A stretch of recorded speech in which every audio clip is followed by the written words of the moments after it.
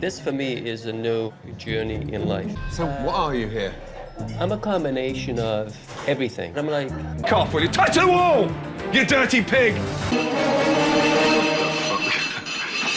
Because I know what's coming next. Well, this one definitely isn't being monetized. Not that any of my videos are because of, some of the things that I say. Welcome back to Wish for Death Island Population Me, and today we're reading. I am taking somebody else's Iceberg because, yes, I've read a lot of disturbing books, but it's also like, when it comes to putting stuff in an iceberg, I just can't really do it because my brain just doesn't really work that way, so I figured I might as well take someone else's and then add onto it to make it, worth it. Now, I know that my old webcam is probably going to fail again this video like the last time I tried to use it, so I'm just gonna go with it, see how long it goes for, and then I'll just end up using some background visuals again when it inevitably doesn't work anymore. What a shame. Now, something before we continue. Even if these are disturbing to me, I understand why they're on the iceberg, and I'll state why they're on the iceberg, at least in my view, because I kind of view genres in the way that, even if they fail at doing what they're supposed to, as long as they have those things that include them in the category, it makes sense.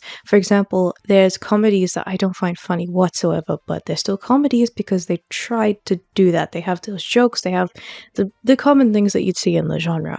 So I count it as a failed comedy, but it's still comedy. So even if I don't personally find these books so disturbing that I'm awake at night and I can't sleep because of how scared I am of the book, which doesn't really happen, I still understand why they're on the iceberg. However, sometimes I don't know if it's just that I'm really desensitized because I read disturbing books all the time, or if maybe the book shouldn't be on there. There's just a few of those that I think would be funny to talk about. And I'm really opinionated, so you're obviously going to get my opinion whether you like it or not in this. I'm kind of retarded. Because I'm reading through them, I'm not just looking up a Wikipedia entry, I'm trying to actually read through them to offer some insight. This is going to be a multiple part thing. I'm not even doing the entire of tier 1 in this video because I need some time to read more of them. So I'm doing the ones that I've either already read, which are quite a few surprisingly, and the ones that I actually had time to read so that I could just make it a bit more spaced out. ビデオを続ける前に、私のミソのチャンネルは新しいビデオがあります。私は日本語で話して頑張ります。アドバイスが欲しいなら見てください。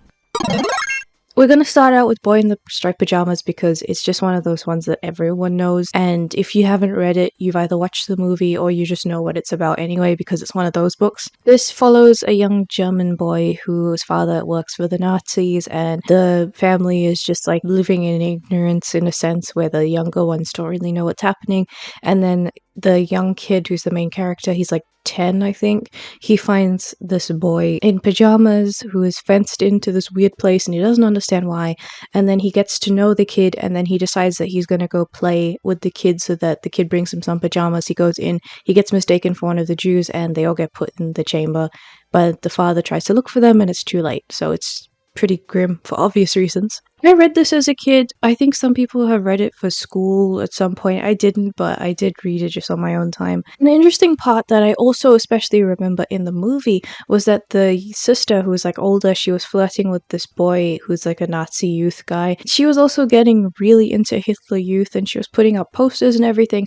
And then the dad was starting to get kind of disillusioned about it all, so he got angry at her for doing that, but he couldn't really express why. And it was only in the end where I think he realized why, which was really grim, but I think I like the way that the story was presented.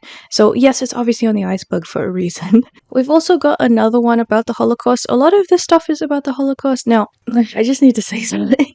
Okay, obviously, when a horrible thing in history happens, there's going to be a lot of fiction about it, and there's going to be a lot of true stories recounted about it. There's going to be a lot of revisiting it because it's just something where your brain is I can't believe humans did that. That's crazy, right? However, I feel like there's been so many of those in history that a lot of them are being overshadowed by the fact that the Holocaust is just the big one that everyone knows about. Do you know what I mean? And people get so sensitive when you try to phrase it that way because it's I'm not saying that we should stop talking about it. I don't think we should stop talking about anything in history. But it's just that if you talk about one thing too much, you overshadow the other ones, and the lessons that we learn in those are being lost because we're not talking about them. There's a lot of talk about the Holocaust, but I bet that some people watching this don't even know what Holodomor was at all. You don't know what that was. You don't know the famine, and you don't know like the horrific shit about people eating each other, and like you don't know the fact that like half of BreadTube denies that this shit happens, which is why I hate commies. I appreciate that there's a lot of these in the Iceberg because it was disturbing and it did really happen, but there's a lot of stuff like that that did actually happen, and I think we should start talking about those a bit more. But the people are retarded. I had partially read Anne Frank, but I didn't finish it. I read it as well when I was a teenager, and I don't know why I didn't. It's not because I didn't like it. I think I was just doing something else. But essentially, it's a true recount of her experiences hiding from the Nazis in the attic, and she's just going through all of her teenage things, and then in the end, unfortunately, she gets caught. So that's why it's like a really good famous work, because it's a true thing and it's an insight into things that really happened back then from not someone who's directly involved as like a soldier or just someone who was trying to live and couldn't. And obviously it's definitely inspired many artistic kind of people. Jeff Mangum, you fucking idiot. So as a book, it reads like a diary because it's a real diary, so obviously I'm not going to try and critique it.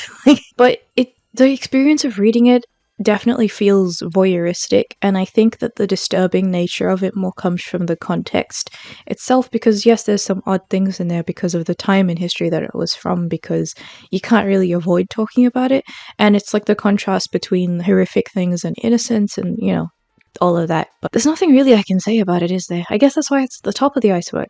The Handmaid's Tale is a dystopian feminist piece of literature that I absolutely hate. This shit tarded. This is complete bullshit. And you're like, oh, Tara, you hate feminist literature. I like the Stepford Wives and I like the Suicide Girls. Those are two pieces of feminist literature that I enjoy. So it's not like I hate all feminist literature, I just hate 99% of feminist literature. I hate this book on multiple levels. I'm not going to try and get into politics because that's stupid. I'm not going to do that. I am just going to talk about why I don't like it as a piece of fiction. Because I believe that when you make a book about a specific thing or a movie and it has like this grand theme that connects to the real world that you're trying to talk about, you need to have it as a coherent narrative, at least to an extent, or you need to have the substance be stylized to a degree where it can be taken as its own thing, as its own experience, and the context enriches the piece. You know what I mean? Like, if someone has no idea about the feminist critique in this book, they should be able to read the book and then be like, hey, that was a good book and that made me think about things. And then they'll look it up and be like, oh, I understand Margaret Atwood's context now. You know what I mean? Margaret Atwood is shit. She doesn't do that properly, and that's why I hate this book. Okay? She's obsessed with men to an unhealthy extent, and then she projects that onto society. And it's like, I get that there are problems, but there are problems for everyone, and you need to get therapy. All of Atwood's like whole thing reads like she's projecting something, and I just can't get past that. Also, the structure of the book makes no sense. Like, to actually get into the plot and do what I'm supposed to be doing for this video. It's about a dystopian society where the birth rate is like no bueno. It's non-existent because of something that happened to people. So the society reverts to this like extremely patriarchal thing where the dudes are at the top and like the super high status women are at the top with them, and then there's the women who are treated like cattle because they can actually give birth, and then there's like the other women who are treated like servants. So women are they're like slaves basically, and you've probably seen that series that was on ages ago that I also hate, but it doesn't make any sense, because if this whole society in this book is extremely worried about giving birth, like, we need to save humanity, we need to keep having babies, and they're like raping the women that are like able to give birth, you would treat these women like they're so precious that you would suffocate them with that. You would like lock them in a gilded cage, you know what I mean? You wouldn't just treat them like a servant and kick them around, because they're the only way that you're going to actually get the human population to come back to the way that it should be, right? So why are they being treated in the way that they are in this book? It just makes no sense, just from a world building perspective. And it's just really strange how the main character kind of ruminates on certain things in a way that I don't even know how to say it. Like, there's this one point where she's being raped. Like, this is obviously why it's on the Iceberg, there's a lot of rape in it. Even then, she has this feeling of like, she directly says that I have this power over men where they are so attracted to women that we have magical powers where they can't help but be seduced by us and can't live without us and stuff. And it's like, this is happening while a horrific thing is happening to you.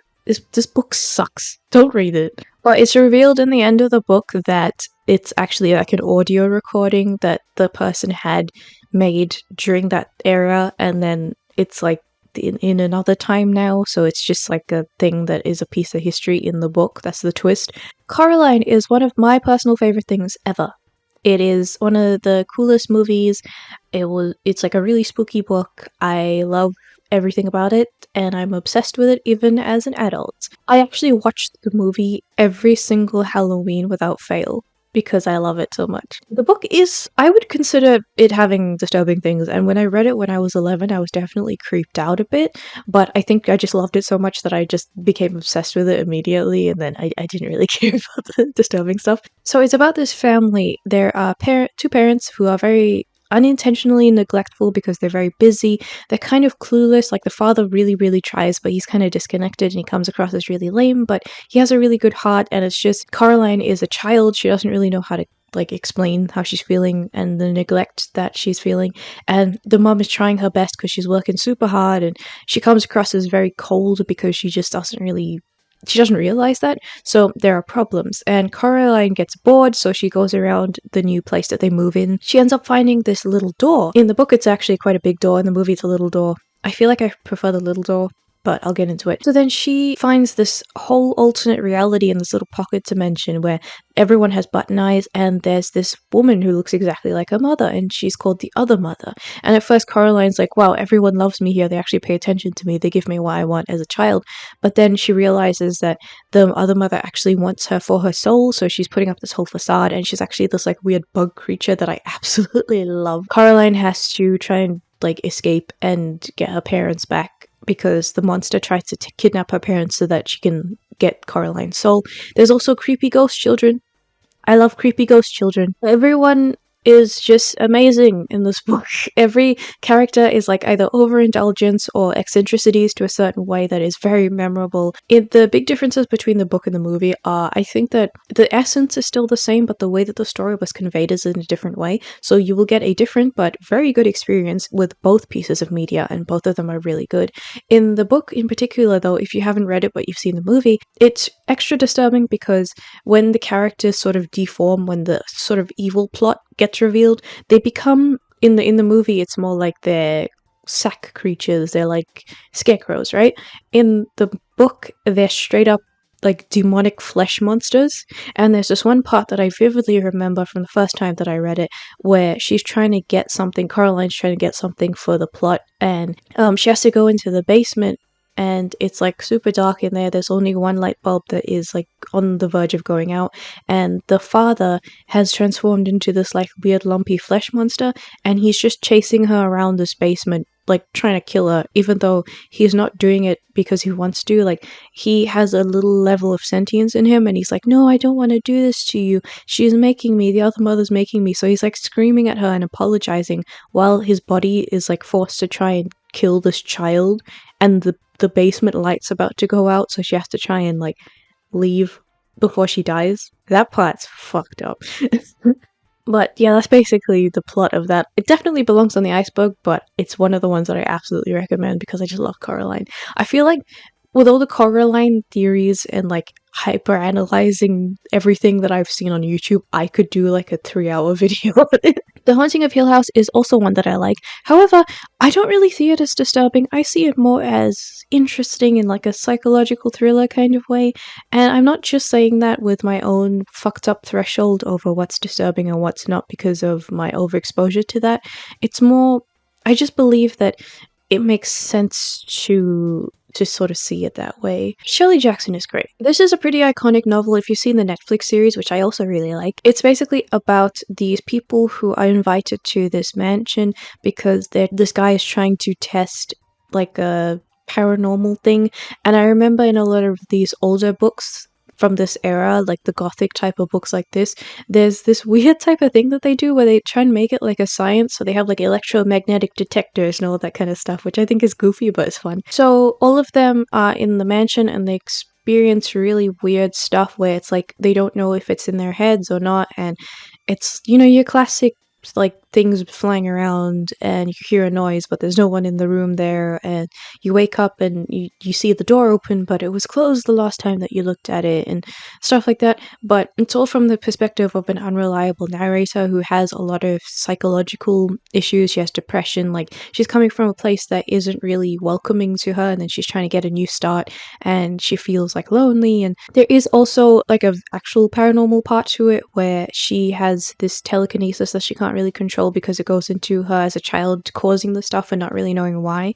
So it's like how much of this is the house being haunted and how much of this is her being upset and then unknowingly causing these things and then just thinking it's a ghost.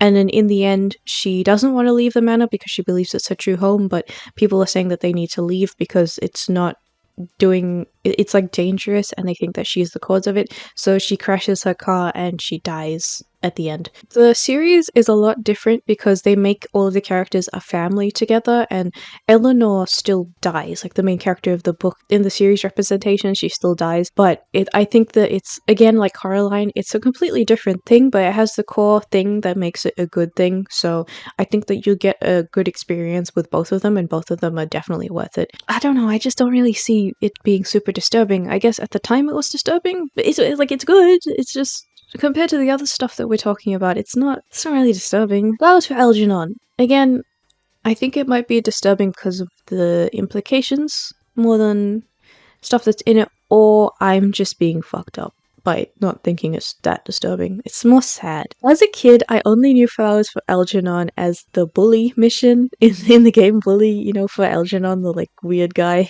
nerd. So I had no idea that it was an actual book. I knew that they were referencing something. I thought it was a poem for the longest time, and then I actually found out it was a book.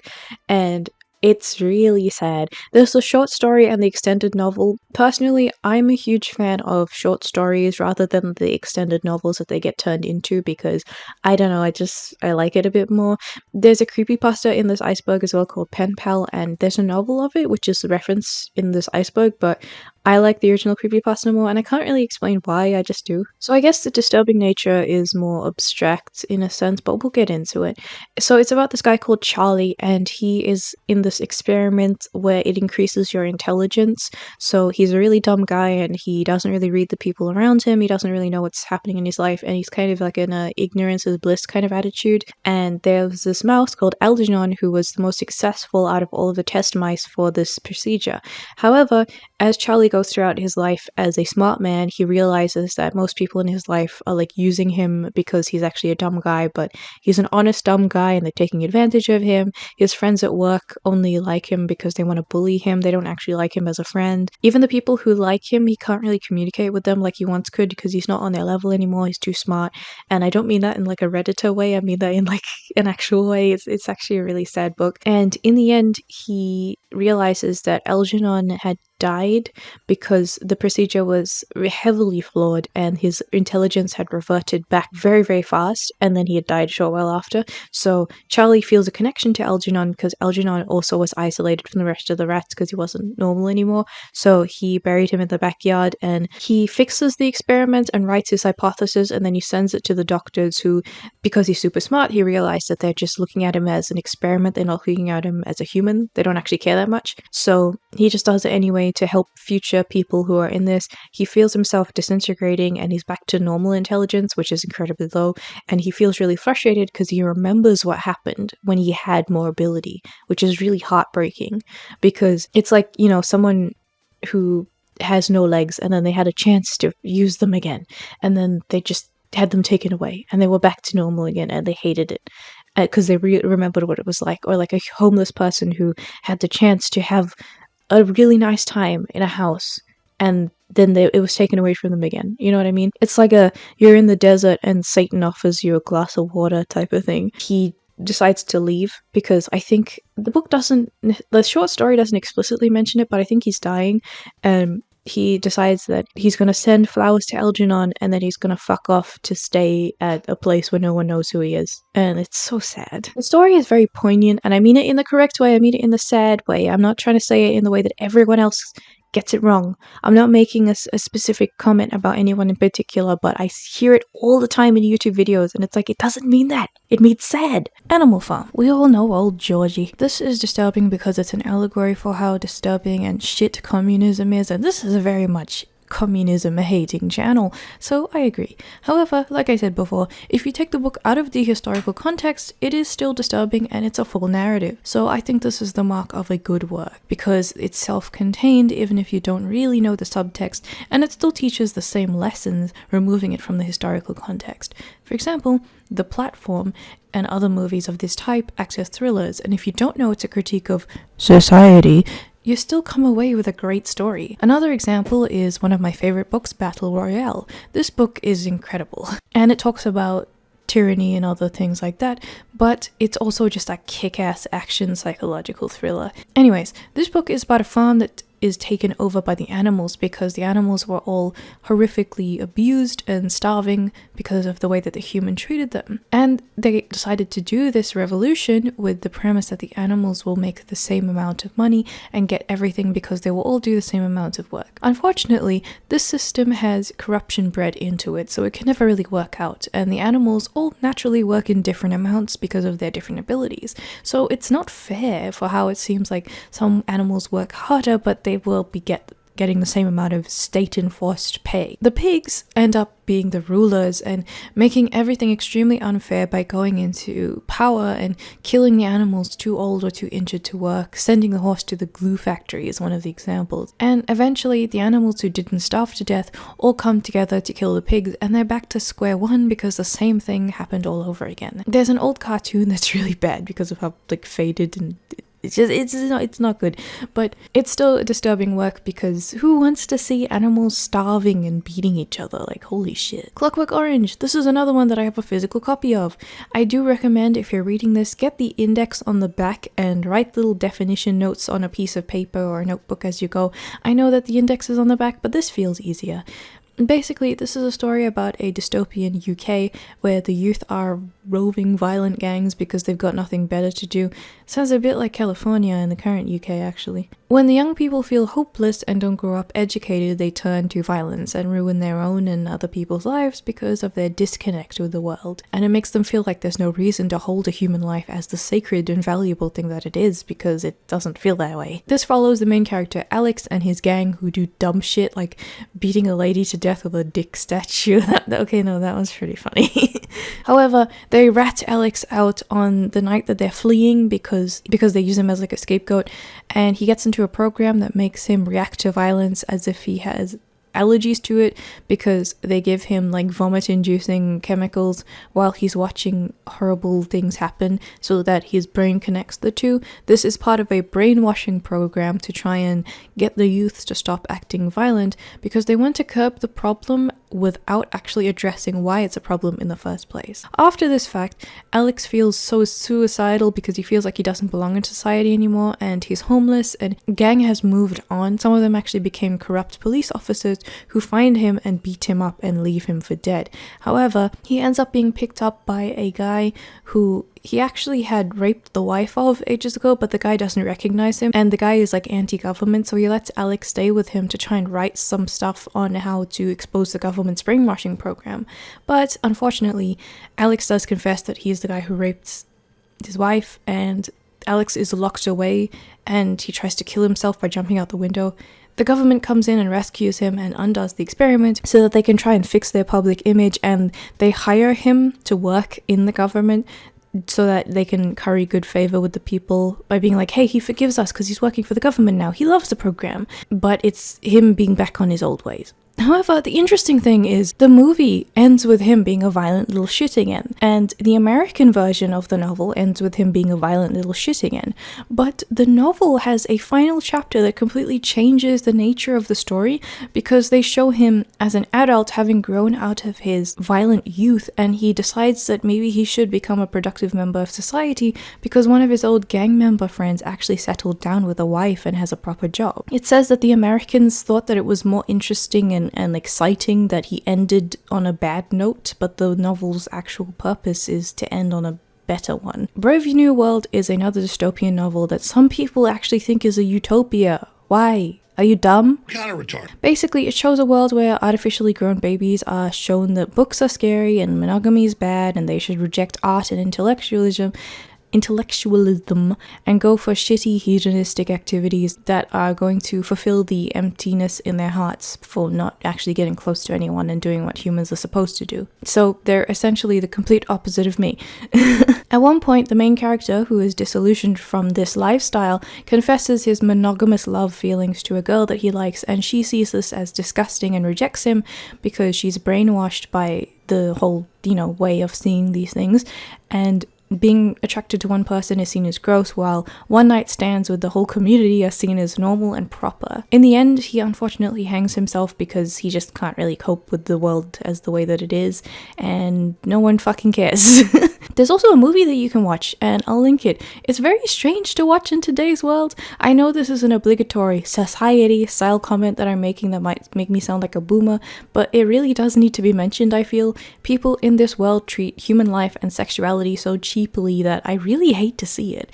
And it's not like it's all magically because of social media. There have always been degenerates in the world, but the internet has kind of magnified them and in some cases justified them. However, there's also another book tied to this one that you might not know about. It's called Island, and it's about this tribe that has children in the natural way, and they're a lot more wholesome, but they take care of the children in groups, so the children don't really have parents because the entire island community raises them. So in some ways it does parallel what's happening in Brave New World, but it does it in a way that is more connected to nature, so it kind of raises interesting parallels there. But because Island always focuses on love and art and human emotions, they don't actually have any defense forces, they don't have any sort of military, so to speak. So they get conquered and raided really fucking quickly, and they all die.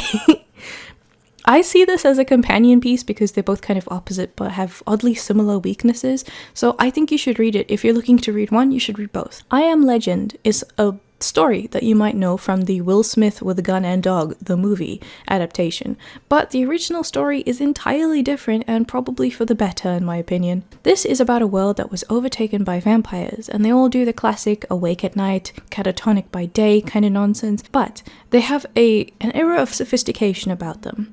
The main character is a scientist, and he has come across the vampires sleeping and taken blood samples and done other things to try and study them. Some of them not sounding very good, but he also realized that they aren't allergic to one single religious thing like they are in stories, because it has to correspond to what they personally believed in their human era of life. For example, if you show a cross to a vampire belonging to that was once a Muslim human, because the Muslim doesn't revere the cross in the same way as they do their own religious artifices, they aren't scared of it. But if you show them the appropriate religious artifact, they will actually act like they're allergic to it. That part has always stuck with me. I think it's so interesting to have vampires done in a particular way. He meets a woman named Ruth who forms a bond of sorts with him because he hasn't seen anyone else in such a long time that wasn't a vampire. But she leaves one day and leaves behind her blood sample that shows that she was a vampire all along, yet she acted really civil and had a human emotion kind of contact with him. Because the vampires actually do have their own society. They view the main character as a monster since he's not like them, and he has experimented on and killed a lot of them while they slept. So they capture him and put him in a cell to be executed the next morning. The name I Am Legend actually comes from the fact that he is writing all of this in his cell, and that humanity is gone, and when he dies soon, he's going to be the fairy tale that, like how we talk about vampires as folklore because vampires aren't real, maybe vampires will get to the point where they're like, humans weren't real, they're just a folklore. I'm sure at the time it was especially disturbing, but I find it really interesting and very cool rather than disturbing, really. Also, fun fact, I studied this book when I was in high school in advanced English class, and I had to write an essay on it in my final exams. My best friend and I would make jokes about it being I Am Leg rather than I Am Legend, and once I went up to the whiteboard while the teacher wasn't looking and erased some of the letters on the board to make funny sentences, and then I called my friend up and I was like, yo, check this shit out. I still have a picture of it, right? Sometimes I send it to my friend and I'm like, this is art. This belongs in a museum. It. Everyone knows about this shit. Honestly, do I really need to recap this one? Oh well. Anyway, a bunch of kids in a small town get fucked up by this monster that lives in the sewers, and I'm not talking about a drug addict, I'm talking about a clown. It kills people, and the kids come back as adults in a reunion in their town, and they all have their own problems, like their vices with alcohol and traumas and, you know, sexual encounters and stuff. And the clown comes back to haunt them, so they have to kill it once and for all while revealing all of their dirty laundry. Now, I have a love-hate relationship with Stephen King's books, because I think that he's very reflective of the time period. What I mean by that is that back then you could really get away with making a scary book but just by having a crude "and then the skeleton came out and it was very scary" style scene, and it would be counted as a terrifying horror. He definitely has some of those in his books, and that's why I don't really like them, but at the same time he has incredible psychological moments of horror, and it's mixed in with the skeleton thing, so it ends up being a very strange experience for me in terms of narrative. So it's a culmination of that, where it's on the iceberg because there are brutal things that happen psychologically, like in it, there are rapes and hate crimes, and there was a brutal story even at the start of the book about this gay guy who was in this small town and then they did horrible things to his lover. The deaths can also be very intimate and gory because of the psychological nature of the monster that represents fear in general and hate. There are suicidal people, addicts, there's a lot of bad stuff. There's also the infamous child orgy where Bev gets a ride on the Polar Express. Wait, there's a black guy in the cast, isn't there? Polar Express has a coal furnace, that joke checks out. But this book has great moments, and then the end is that the spider actually came from space and lives in the sewer. It's just a giant sewer space spider. That's not scary. I'm just wondering why that's the lore. Why don't you just chop that part off at the end of the book? Just have a fear monster that doesn't really have an origin that we get to see, and it's just more of a good metaphor for fear. Because maybe the thing is like, oh, the monster will eventually come back one day to someone else and they're gonna have to deal with it because we conquered our fears and sacrificed things that were harming us and blah blah blah.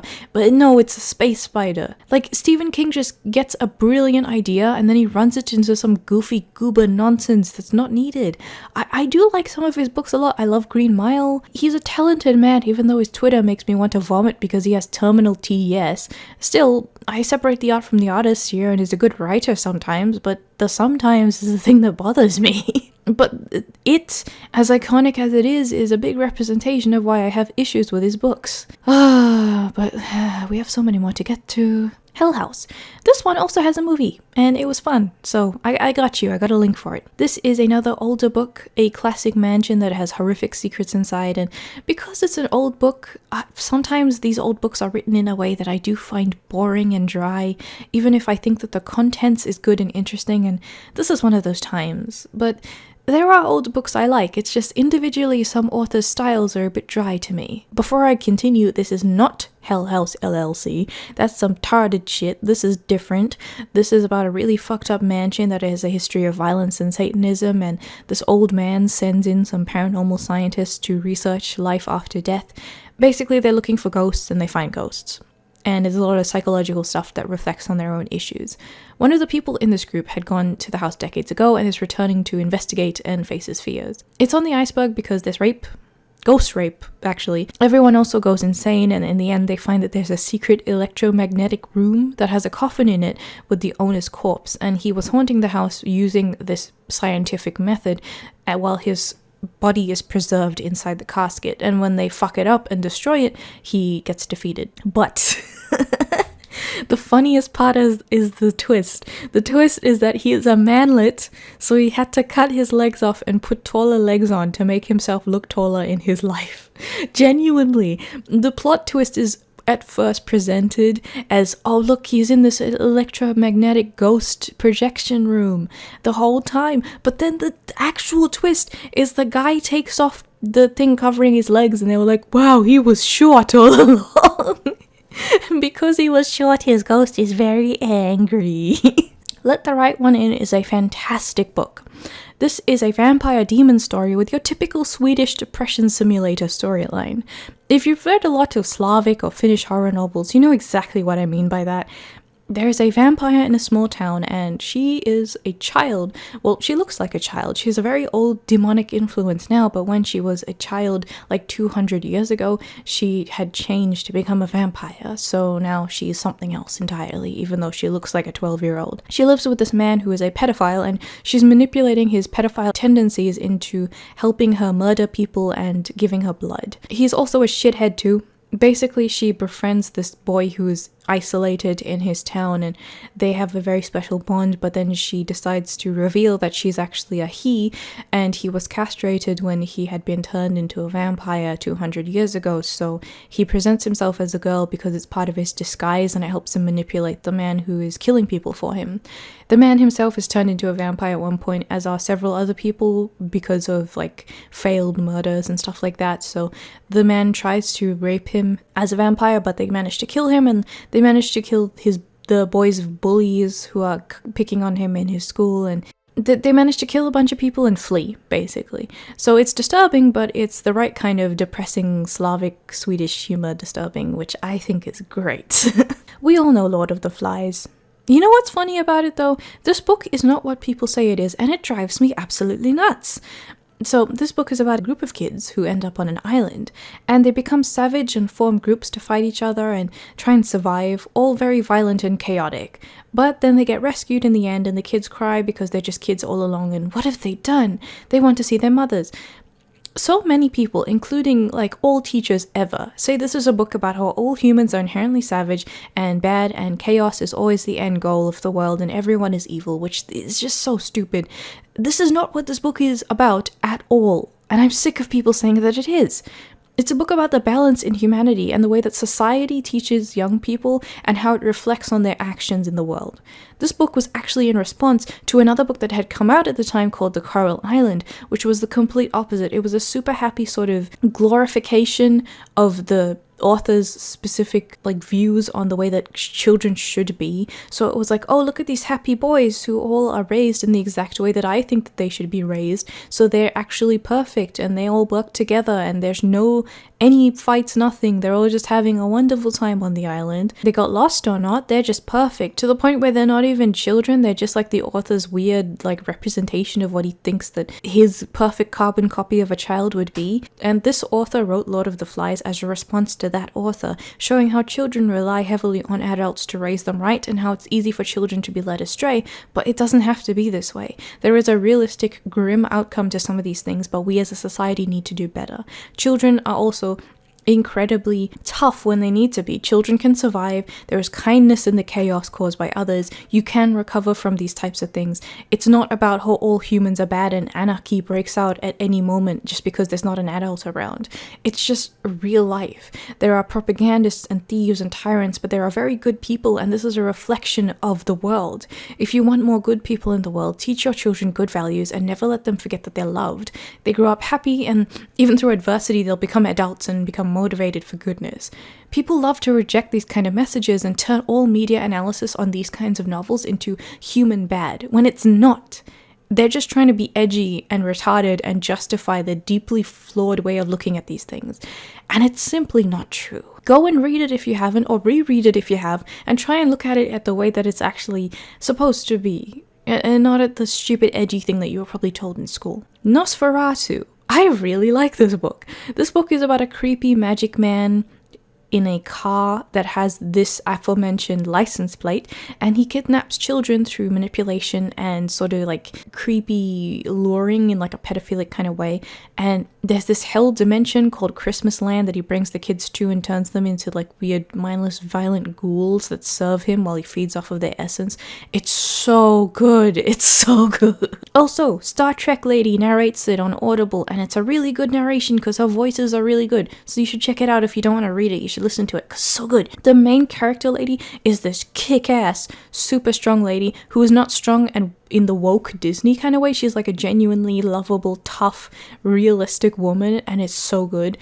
the love interest is also like this dorky, lovable man, but not in the useless kind of way. He's like a capable, actually strong human who is also dorky and lovable. He's not just like a male punching bag for the sake of the female to walk on. Both of them have strengths and weaknesses. They're aware of this, and they fall in love together while they help each other, and it's genuinely cute. However, the villain tries to take the main character when she is a kid, but he can't get to her, so she's haunted by him as she grows up, and she herself has a child because she just really loves her man and she loves her family. However, the child is in danger, and she kind of knew this all along, so the villain is coming to get revenge on her and steal her child. So it's a whole thing.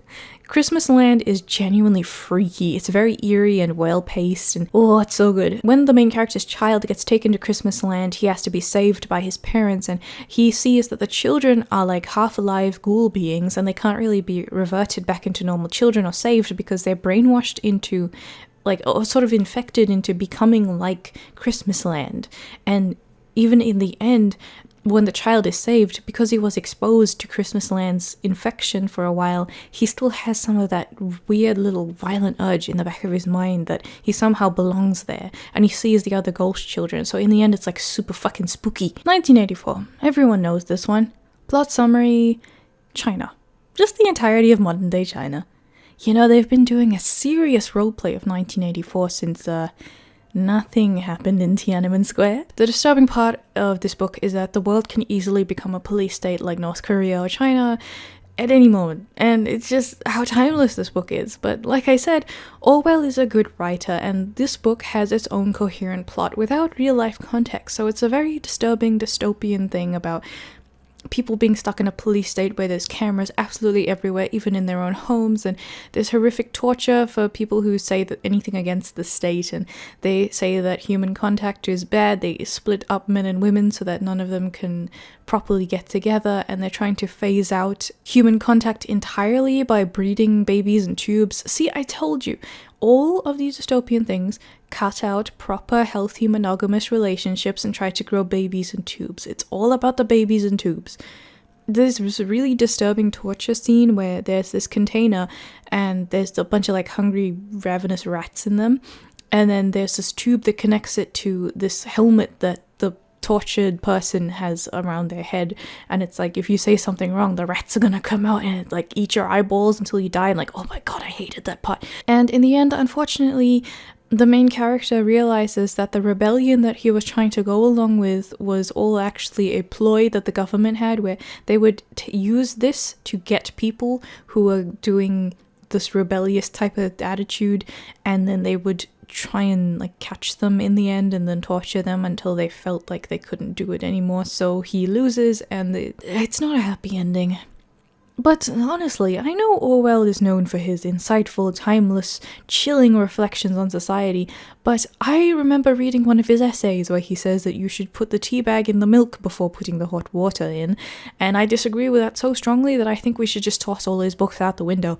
Because honestly, if he can't make tea properly, how can he tell us what to do? That was a joke, by the way. Penpal was originally the creepypasta, the thing that I mentioned a little while ago. It became a novel that was extended somewhat, although I personally prefer the creepypasta, so I'm going to stick to that. It's a series of sections told out of order about a terrifying experience of having a stalker as a child and continuing into teenagehood and how it affected this boy's life. The kid used to play with his best friend in the woods near his house, and when he was in kindergarten, he had some Penpal activities in class where they would attach their letters with the address of the school and some return postage stamps on these balloons, and then the balloons would fly, and wherever they would go around the town would be where they landed, and hopefully the people who got them would write a response back. The kid doesn't get any letters at first, and then he gets a bunch of pictures of him in candid, so someone was taking pictures of him around town and he didn't know. And then the stalker goes on to even kill his crush and then pretend to be her by stealing her phone and communicating with him, and it's really fucking disturbing. Then at the end of it all, while this guy is trying to reconnect with his friend from his childhood, the kidnapper actually kills that friend and kills himself and then buries like while they're in a coffin together because he couldn't get to the main character, so he got to the friend that looks like him. I'm skipping over a lot of detail, but that's just the essence of it, and that's why it's on the Iceberg. I do enjoy it. I think it's a very classic spooky creepypasta. It's one of the better pieces of literature because creepypastas, I did read a lot of them when I was a teenager, but they're not very good. But it's free on the wiki if you want to check it out, and you should support the author if you want to and get his novel. So, you know. Rosemary's Baby is another old book, but I enjoyed it, and I think it's worth a read. Some old horror books have this delightful sense of charm about them where they have some ridiculous humor that goes along with a very surreal horror moments that I just don't see that much in the modern day besides indie pieces like Late Night with the Devil. It's a bit like if Suspiria was inside a book, if that makes sense. It's about a couple who are having a child, and the woman starts experiencing fucked up stuff like while she's pregnant, and there seems to be some sort of weird connection to the people around her in this new building. In the end, it's obviously because the baby is being groomed as Satan's sacrifice, and all the people around her in the building were actually part of a cult that are trying to take the baby from her.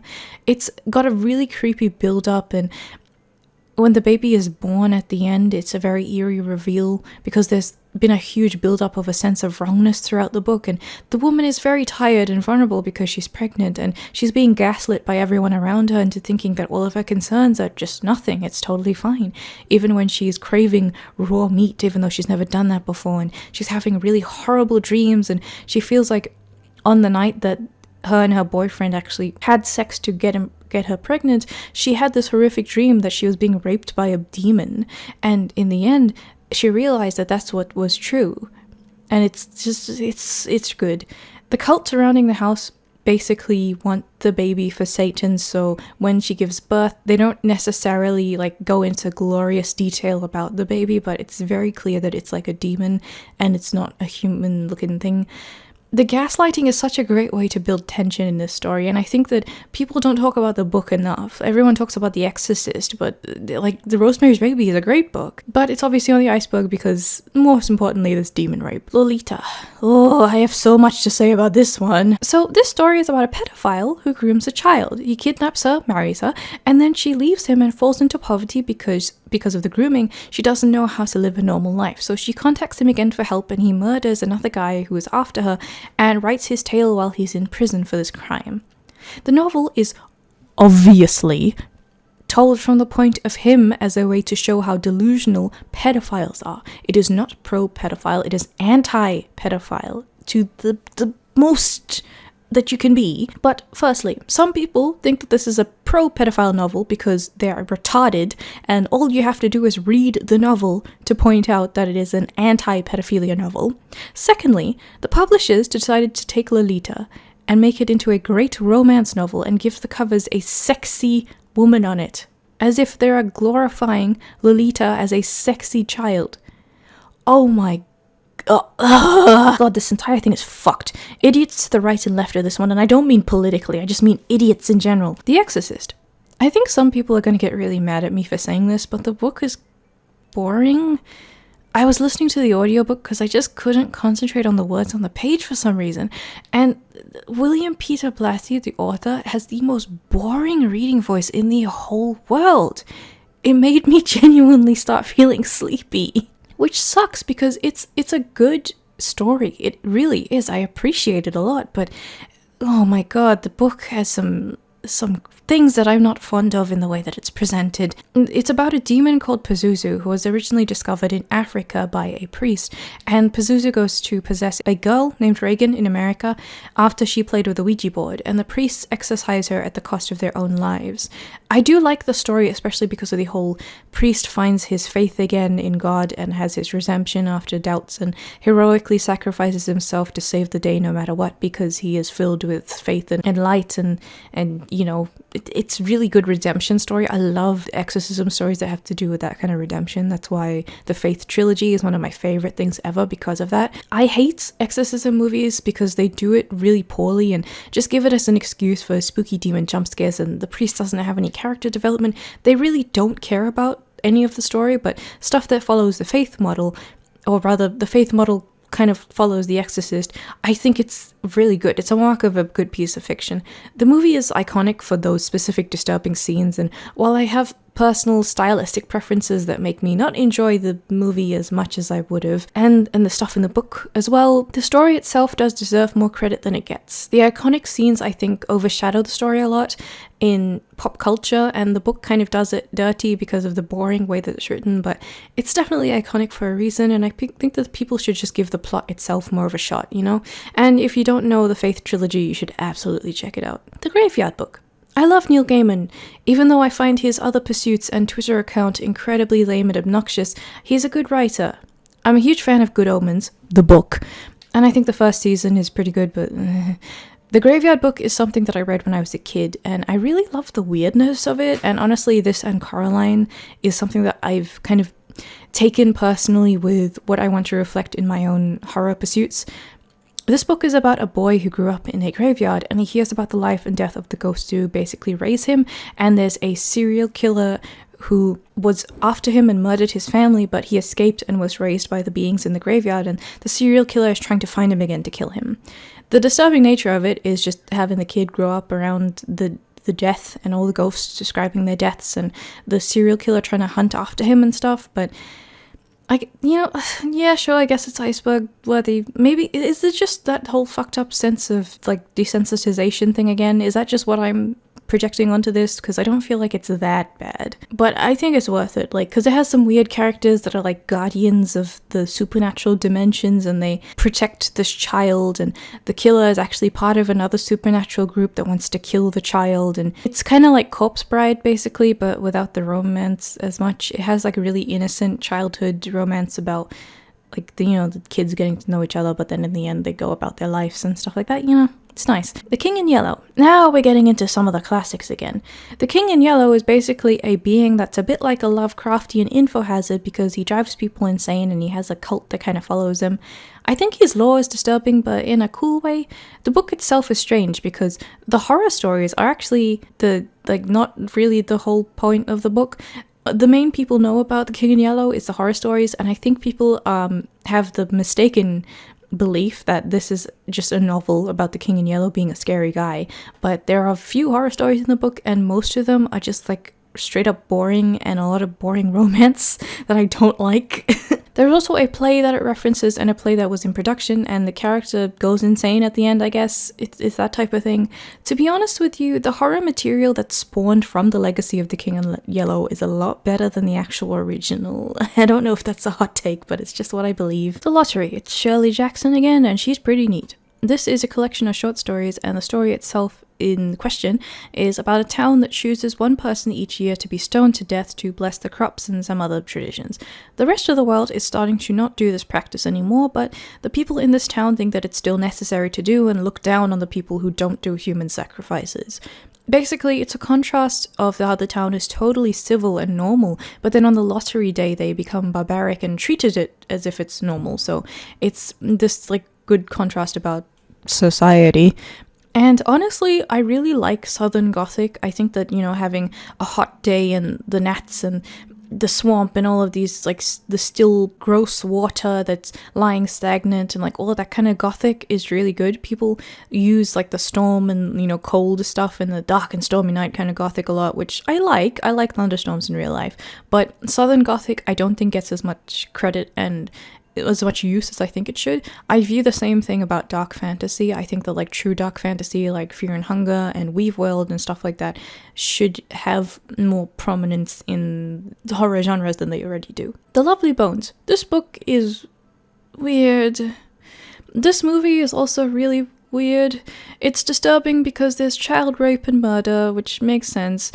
I read it when I was in school and then I revisited it and I was like, what the hell? It's about this girl named Susie Salmon, like the fish, who is raped and murdered and then dumped in a sinkhole to get rid of the evidence. Her ghost is trying to understand the afterlife and what happened to her and watching over her family before she sort of moves on and lets the other victim ghosts move on too by guiding the killer to his own death and having the stories of the other victims be known somehow.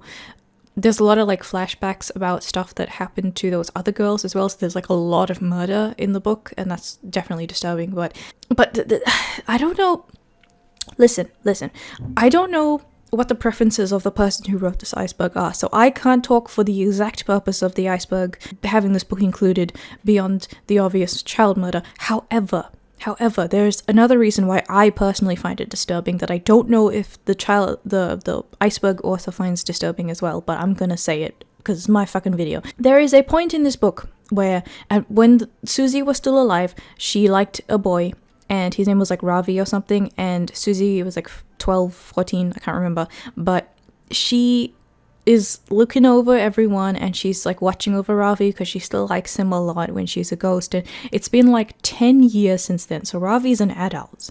Susie possesses one of her old friends that is also an adult at this point and fucks Ravi as an adult. So she, as a child ghost, as like a 14-year-old child ghost, possesses a girl and then fucks this adult guy that she had a crush on when she was a kid, and that's like a big thing in the book, and it's graphic.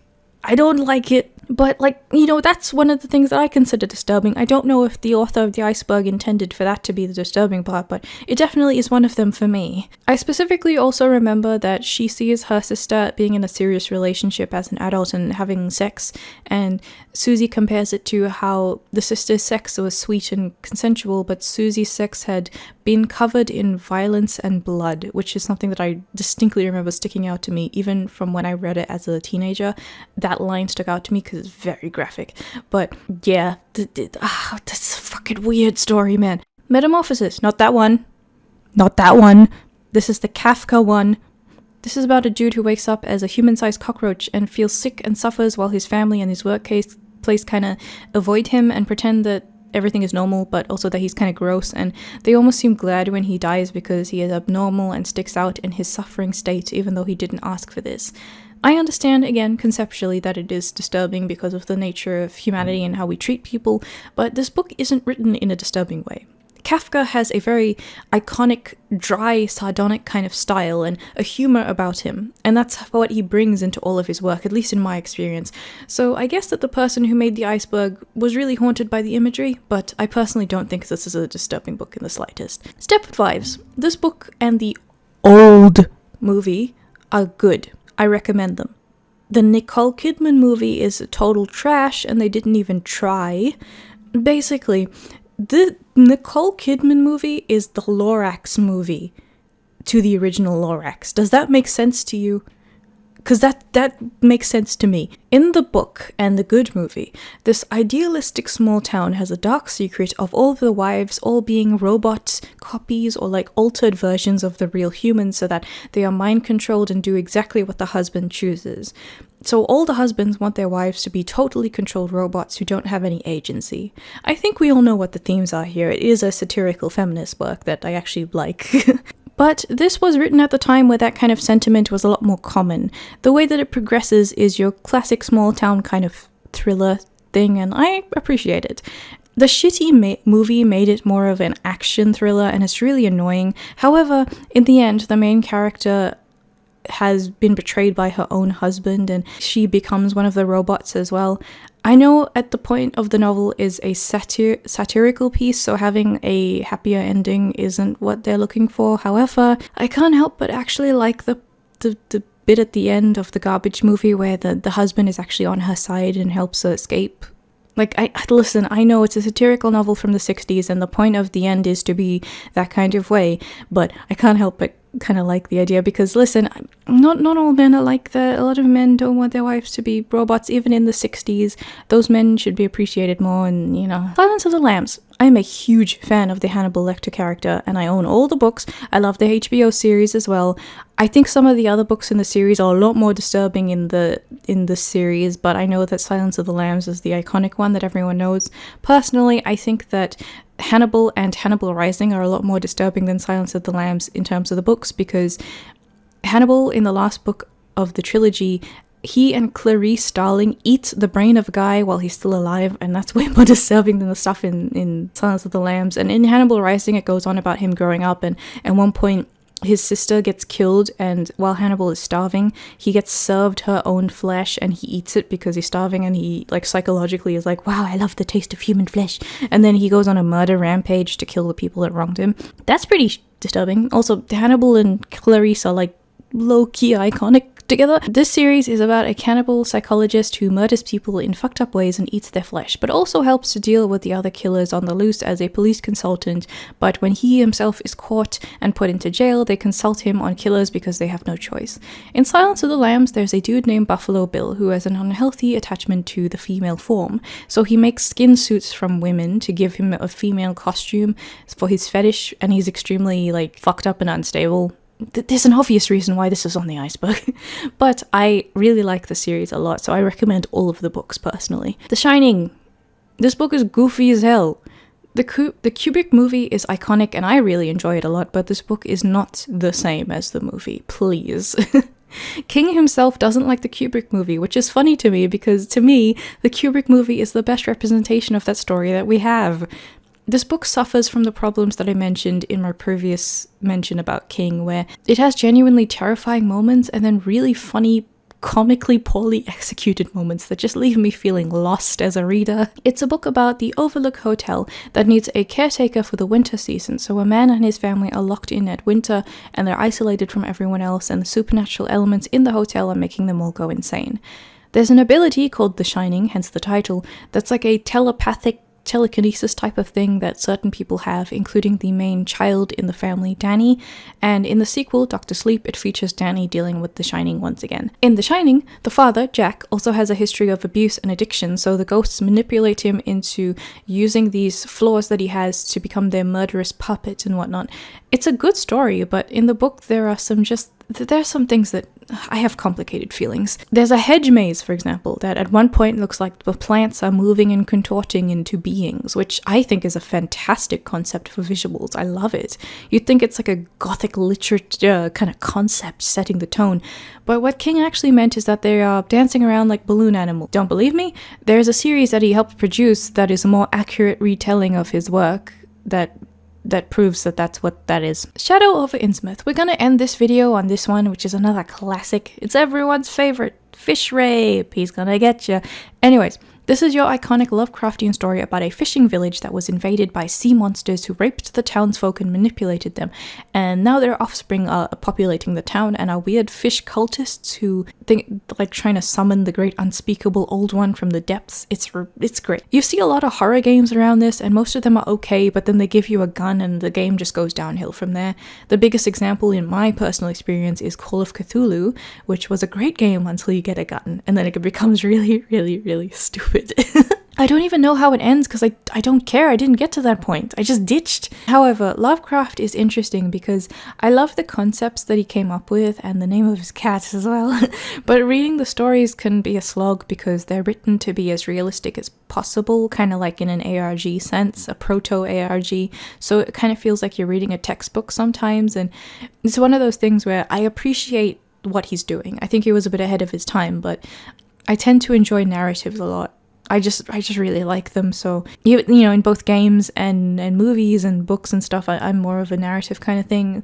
Even though I do experience, I really appreciate surreal stuff, like I mentioned with Suspiria, and I really like Hylix, for example. But that game does have a narrative. You know what I mean? It's just I feel like the way that you treat a narrative is gonna make me want to stick around more. And with Lovecraft, I really appreciate what he does a lot, but I feel like the works that have been inspired by him are more engaging to me than the original literature, if that makes sense. So that's my hot take on that. Anyways, I hope that you enjoyed the first look into the iceberg. I will be back to read more. Let me know what your recommendations are and what you like. Personally, I really like the book Lapfona, and I'm going to recommend that to you. If you want to check out what my other opinions on any other books are, I do like a what I read in each month thing on my shop channel. So if you want to check that out, you know, that's there. Anyway, bye.